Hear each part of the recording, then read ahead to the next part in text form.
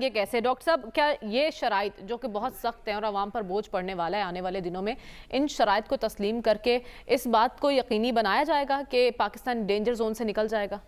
دیکھیے تو وقت بتائے گا، ہم کچھ نہیں کہہ سکتے. جو اس وقت ہماری صورتحال ہے اس وقت پاکستان کی اقتصادیات اور اس کے ساتھ سیاست ایسے خطرناک زون میں ہے کہ ہمیں نہیں پتا کہ 2 مہینے کے بعد صورتحال کیا ہوگی.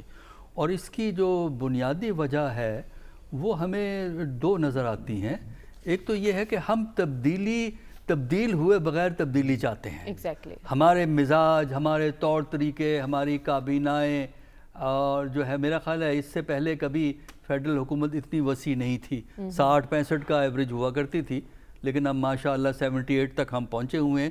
اس لیے کہ آپ نے خوش کرنا ہوتا ہے ریاست کے نام پہ، یعنی آپ کا خرچہ جیب سے تو نہیں ہوتا نا.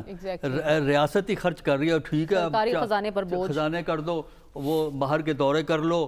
دورے جسٹیفائی نہیں ہیں. اس لیے جسٹیفائی نہیں ہیں کہ پاکستان کا جو مستقبل ہے، اب جو اس وقت صورتحال ہے، وہ اس بات پہ ڈیپینڈ کرتا ہے کہ ملک کے اندر کیا ہوگا اقتصادیات میں اور اس میں. اچھا، ایک تو فیکٹر ہے کہ ہم تبدیلی چاہتے ہیں بغیر تبدیل ہوئے. سیکنڈ فیکٹر ہے کہ ہمارے ریاستی ادارے سچ بولنے سے پرہیز کرتے ہیں اکثر، اور یہ اکنامک فیلڈ میں ہم کافی کرتے ہیں. جو IMF باتیں کہہ رہا ہے اس میں سے بہت سی باتیں ہمارے پاکستان کے جو لوکل اکانومسٹ ہیں، جو انڈیپینڈنٹ ہیں، انہوں نے باتیں کہی ہیں، لیکن آپ کرنے کو تیار نہیں.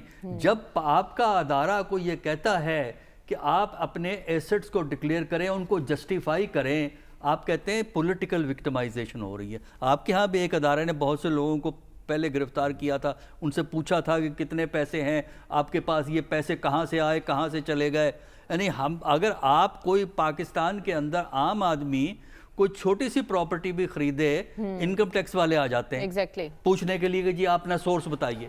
لیکن جو ہمارے بڑے لوگ ہیں، صاحبان اختیار و اقتدار ہیں، ان سے اگر پوچھو تو وہ پولیٹیکل وکٹمائزیشن ہے.